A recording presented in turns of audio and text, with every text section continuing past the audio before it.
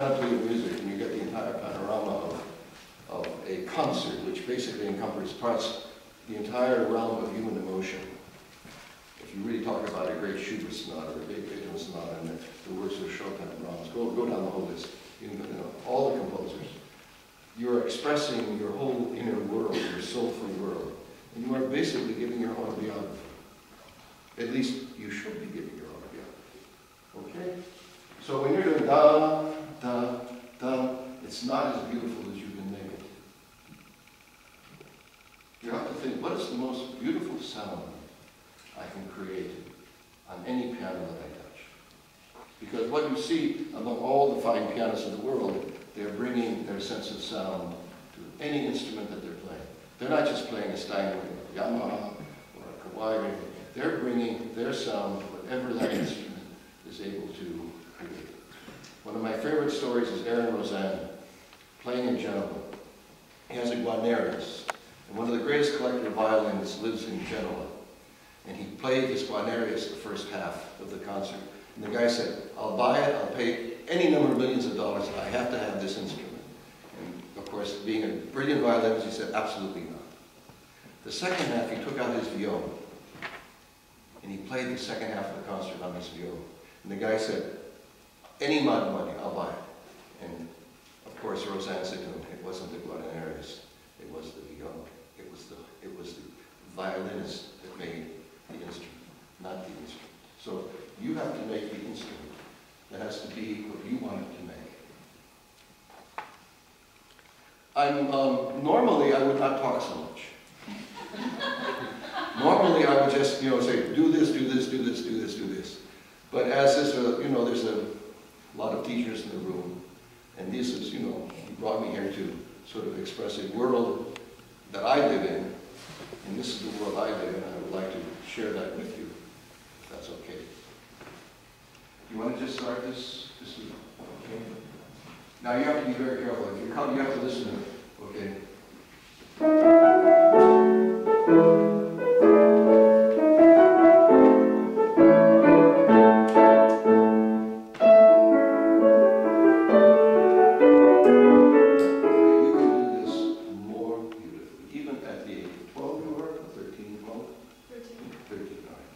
Now, a 13-year-old is capable of singing beautifully. How would you sing it?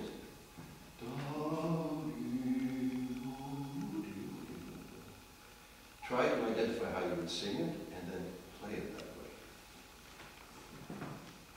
Why don't you just do the right hand alone?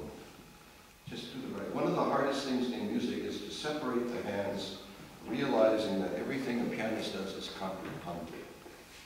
You have two hands doing very often two completely different things at the same time. So you have to be not only ambidextrous, but you go cross-eyed, trying to hear everything that's happening. But the most important thing is that you do hear everything happening, and every hand relates to the other hand. So how you play the accompaniment figuration is how this, and that's how it's going to be expressed. So think about how you're going to play the right hand, okay? Do you ever sing while you play? These are bad habits that I use, singing while you're playing. It's not a bad habit sometimes, because also counting out loud. You realize how few pianists are able to count out loud? 1, 2, 3, 4. Because one of my favorite expressions is there's always some idiot in the audience that's counting while this person is playing. The idiot is me. I'll show you in the cadenza where you're supposed to count it out. Mozart has specifically writing it in 4, and you have to be able to do that because it's much more exciting if the beats are heard. I'll show you that when we get to the cadenza. Can you just do the right hand alone?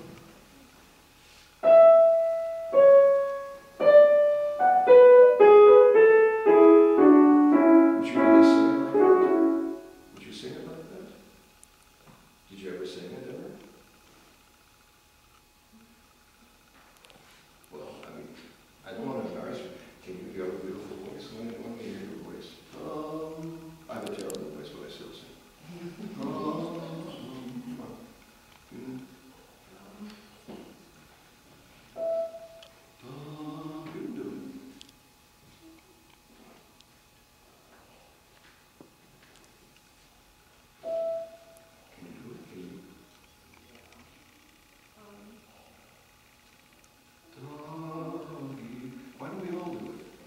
You want to give Steve?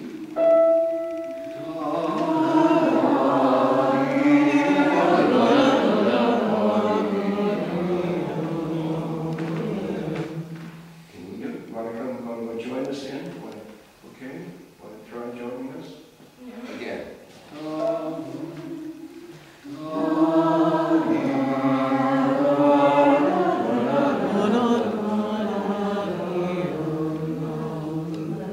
I always wanted to be a director of something. You've made me very happy. Thank you so much. You have to. No, I really believe that you have to sing. You know, I'm not going to try to embarrass you, but you have to match your musical impulse on the piano. The most important thing, it is your voice. And it's important to sing so that your musical impulse is replicated on the instrument. See, I often say, you should put your arms around the piano. Imagine you have 12-foot arms, and they go around the piano, like a cellist can put their arms right around the instrument, and that's their voice. That's what you should be able to do as a pianist. You put your arms around this thing, and that's your voice. So, can you try to do that? Can you sing that a little bit? Hmm? Can you sing that? Want to sing with me? Yeah. Or sing with me? Let's get the ear right now.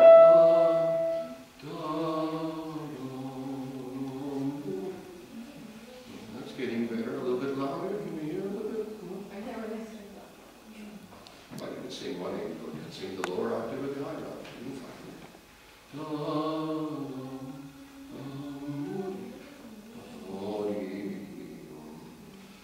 Let me just put a little bit in your ear.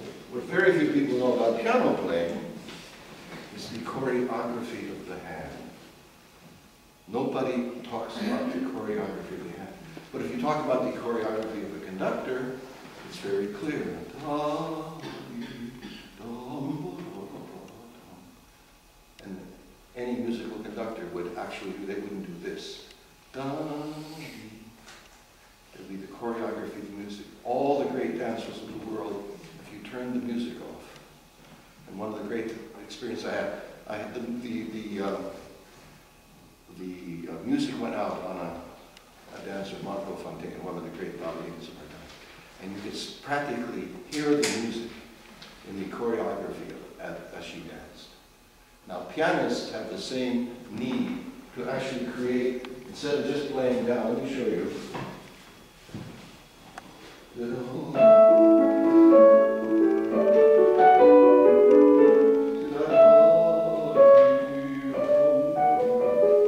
And this is guided by the music and what you want to hear.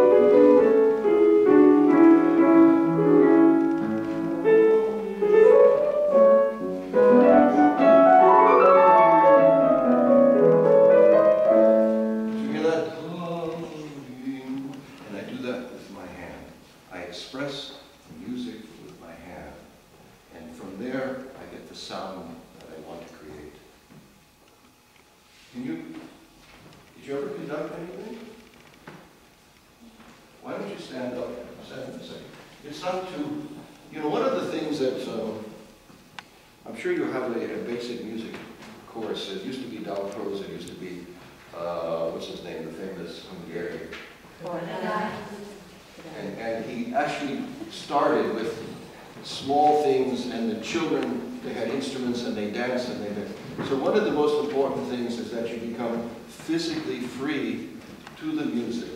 Did you ever conduct this? Why don't you conduct it? Hmm? Can you do this? Try this.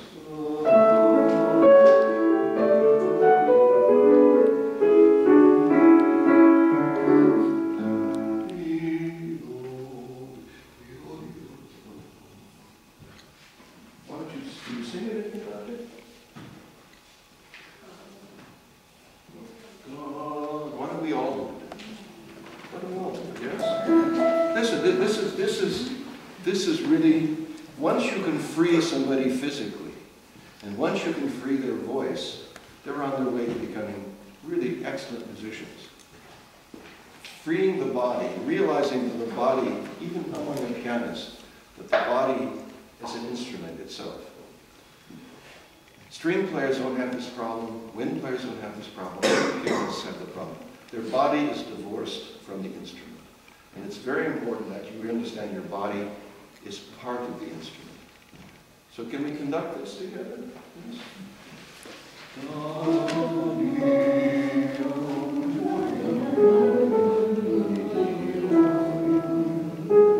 You're great. Great. In fact, I even saw Valerie Gergiev. If you know Valerie Gergiev.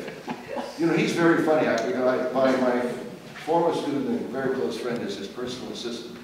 And interestingly enough, he conducts in such a way that the beat is not defined, and what he wants is also not completely defined, because he wants the orchestra to listen to themselves and become emotionally and personally involved in their performance, that he's not leading them, he's merely creating an expression of the music. It's an interesting profile, as opposed to somebody like Mozart, where everything is defined, everything. But it's an interesting profile of what a conductor is like, and how his different philosophies of belief. In this particular case, let's see we can do this first bars. I want you to be as artistic as possible, if that's possible. Yes?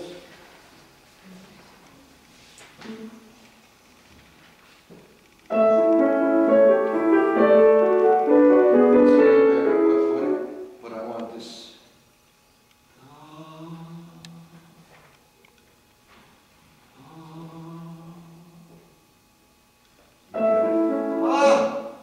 Did you feel it? Did you hear it?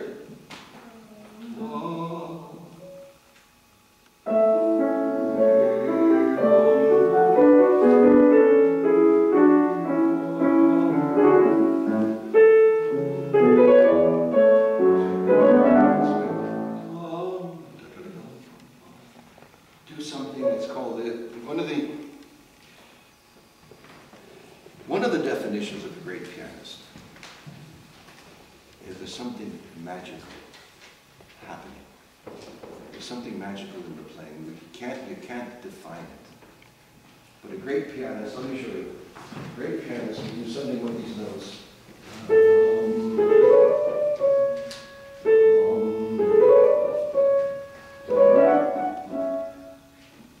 There's a fantasy in the sound. There's a fantasy in the slight rhythmic nuance. And so it creates fascinating, interesting, and beautiful play. Can you,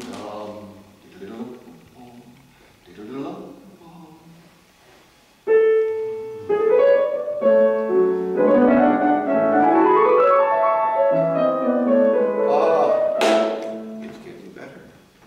Do you hear it? Mm-hmm. Do you hear it?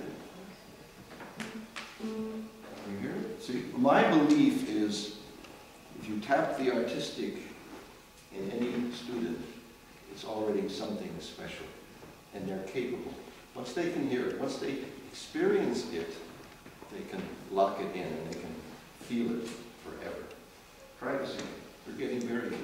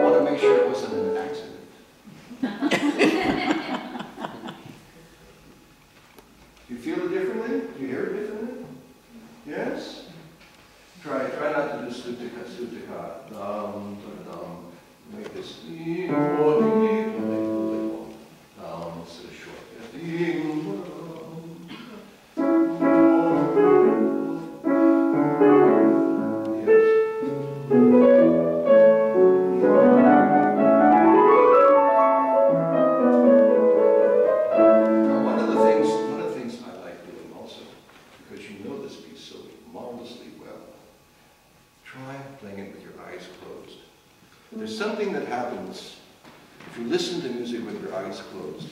When you actually play music with your eyes closed, the auditory sense gets heightened. And I'd like to play with your eyes closed, that you hear exactly what you do. And then your touch has to create what you want to hear. Try this, okay? Shut your eyes and try it.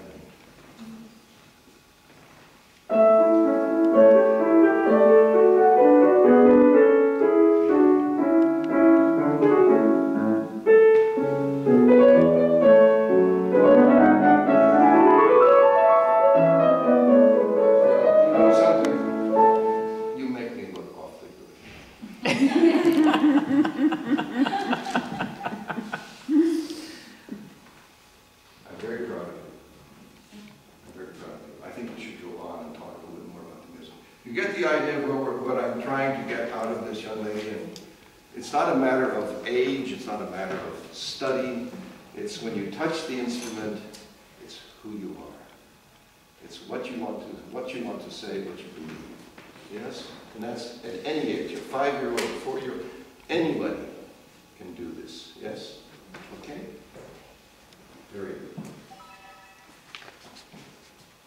That's your name, Rachel?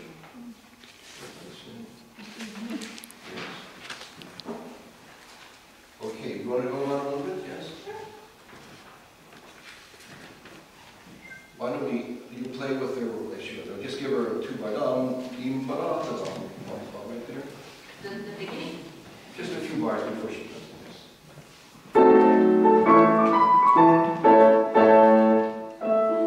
This is great. You too can be one. One more time.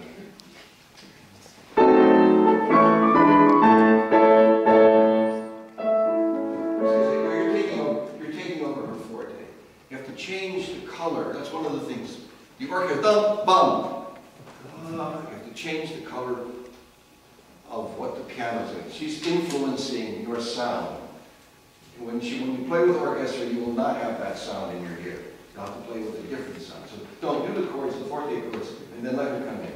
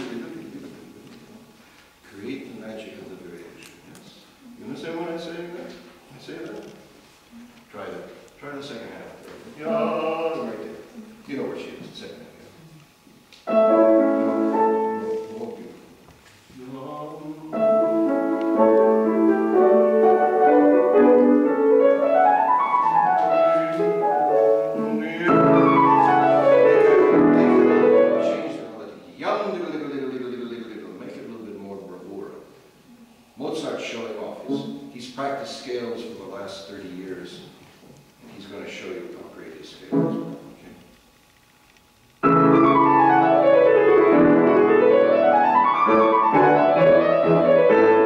Something like this, in Mozart, he would not do dum, you're playing them all the same. It would be yum, you understand? You would create something beautiful and interesting in that scale. Can you do it a little bit instead of all the same? I'm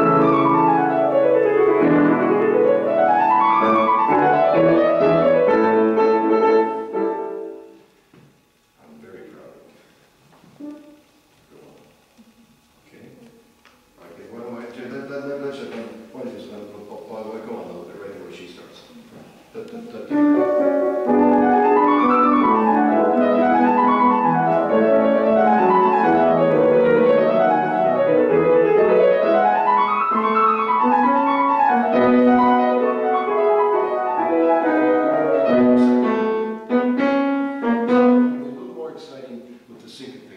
Suddenly, dum, in the orchestra, dum, yum, bum, bum.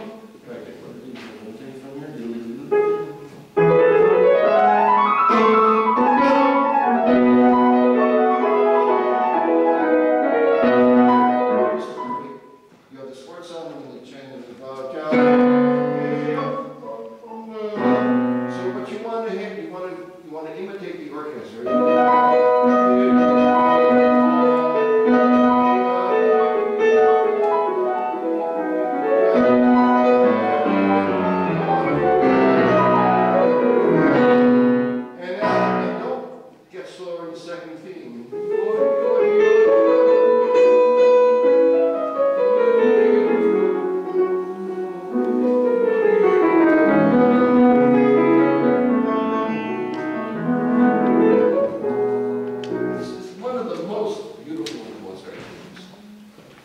And it's not necessary to get slow.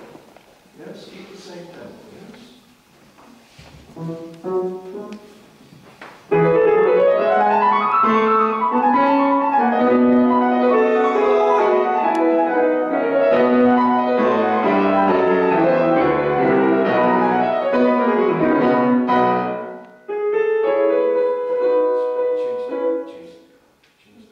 See, you have to understand. One thing I have to tell you, you're not aware of it now because there was a time 20 years ago a tremendous focus on what was known as the Hammerflügel or the forte piano. And all of us pianists who've been playing Steinways and Yamahas and all the big sounding instruments suddenly sat down to the Mozart piano, which was a Stein or a Walter, realizing that things had. These keys were half the size, the gauge was smaller, because everybody was much smaller. You know, the average height of a man is 5 feet. So you realize the sound was completely different, and the inflections and all the tones that you are identified with the modern piano just never even existed on this instrument. The hammers were made out of deerskin. They were not even felt. So you had a much tinnier sound. And what you realize is that this was an instrument that came out of the harpsichord. Suddenly the string was not plucked, it was hit by a hammer. But still the gauge was much the same. So you have to get a much more beautiful sound. The sounds were absolutely, they were thinner and more beautiful. And everyone should have the opportunity of playing an original Mozart piano. It was very revealing of the dynamics, the fortes, the pianos, all the things that we struggle with become much easier on that instrument. You can play forte and piano with a real dynamic where it would be too much on the modern piano. So I'm only giving you a certain music history because that's also important to know that. So here, you have to change the color, to change the mood. Suddenly, once again, as I started the afternoon, he was the great opera composer. This is a different character, it's a different voice, it's a different instrument, it's a different person on the stage at that time. So once again, the pianist is the great dramatist. He is telling the story of the music, and this is a different character in the story. Yes? So, try this. Make it beautiful. Play the same tempo if you can.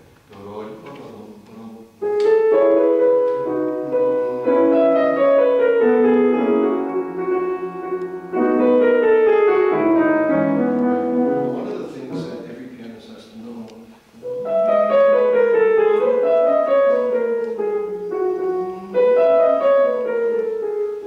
is knowing how to shape your lines.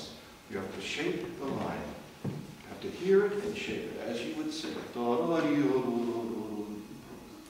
Oh, that's why it's very important. I would teach. When I was in Asia, and when I was in Europe, I said, I didn't teach piano, I taught singing lessons. Because if you can't sing, you can't play it.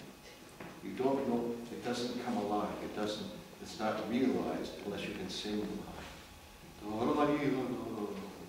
And not even talking about, not even having the tones, but the gesture, this marvelous little chromatic line that Mozart puts in there. It's one of the most beautiful things. Yes? Think beautiful thoughts. So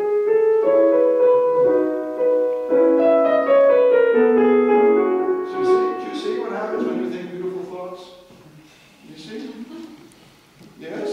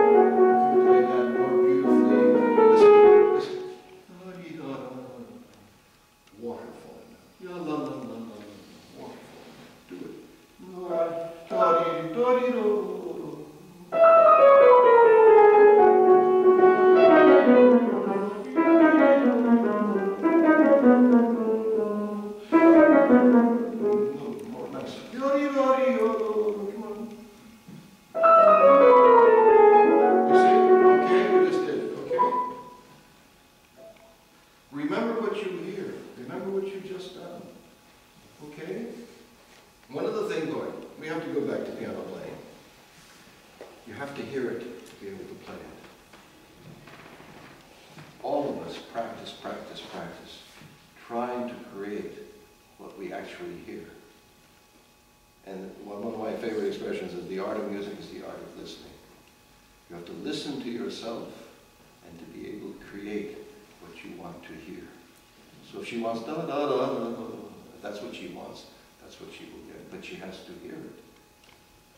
Now, one of the things that I recommend, I don't want to be pontificating too much, but I was brought here to pontificate. Okay, forgive me.